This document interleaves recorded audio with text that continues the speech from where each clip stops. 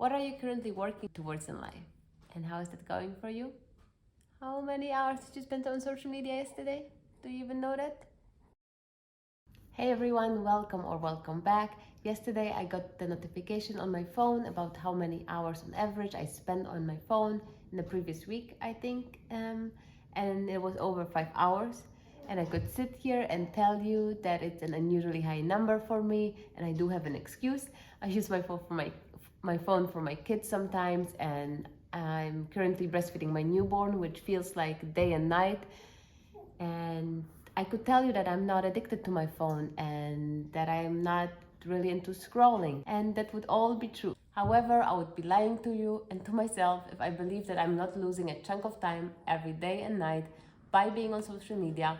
And I do believe time is the biggest asset we have in life, aside from our health, so let's not waste it. The average person spends 3 hours and 15 minutes on their phone. I think in the US it's close to 5 hours, in the UK closer to 4 hours, and in Australia over 5 hours. But you can check your screen time on your phone, and if you don't mind, put it down in the comments. It would be interesting to see how many hours you guys are spending on your phones. And the average person picks up their phone, checks their phone around 60 times a day, which seems like a lot, doesn't it?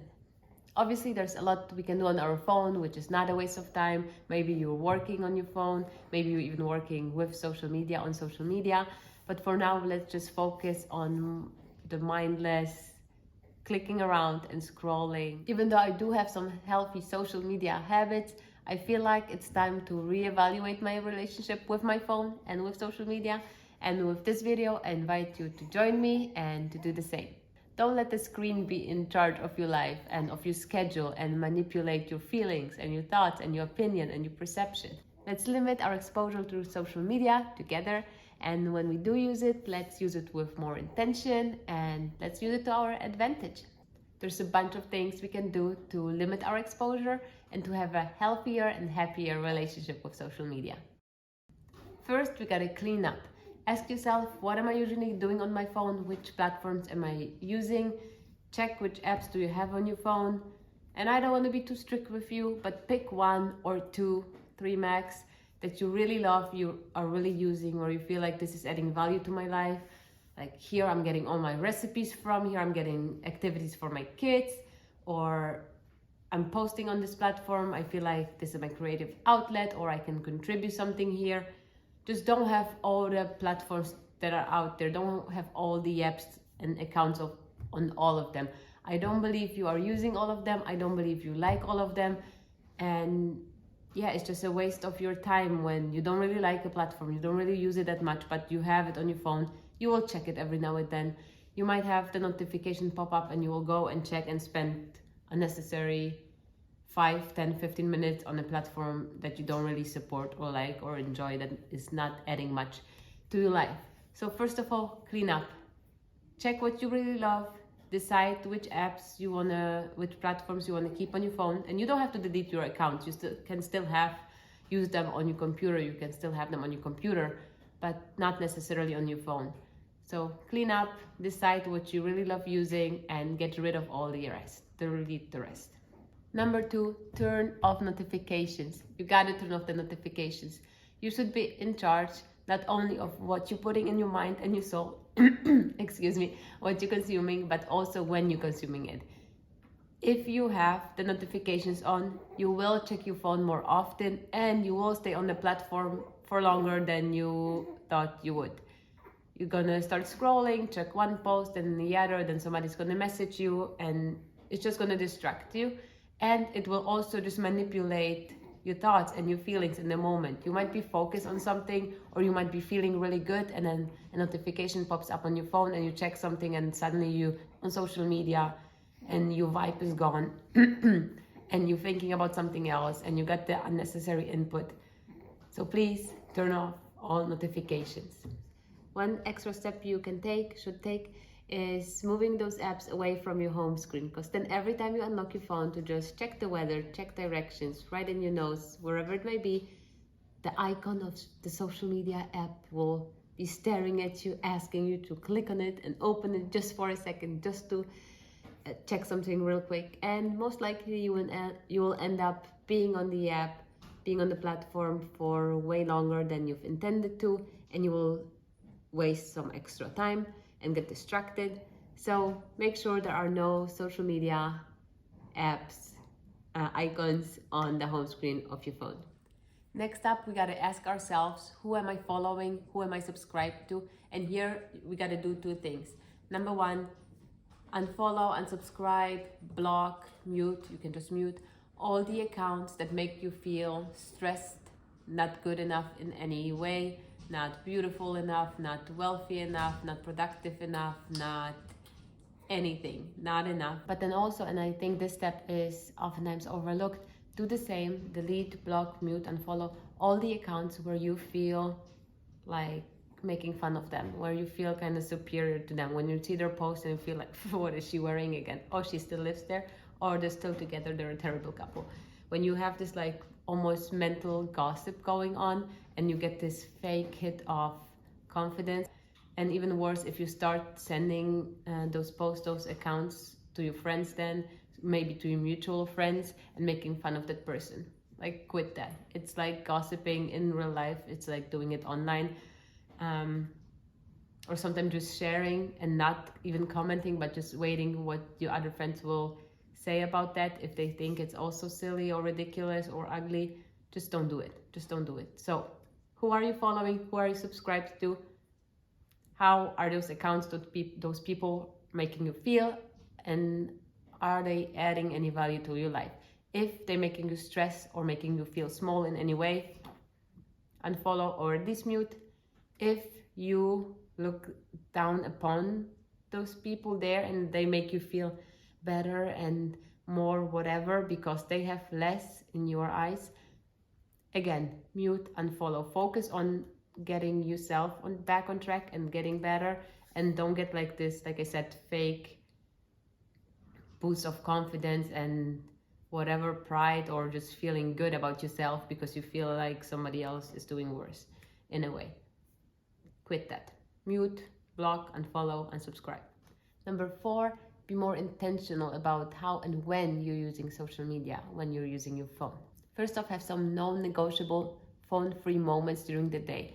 That could be right after waking up, before going to sleep at night, on the toilet, while playing with your kids, during dinner time, or while eating in general.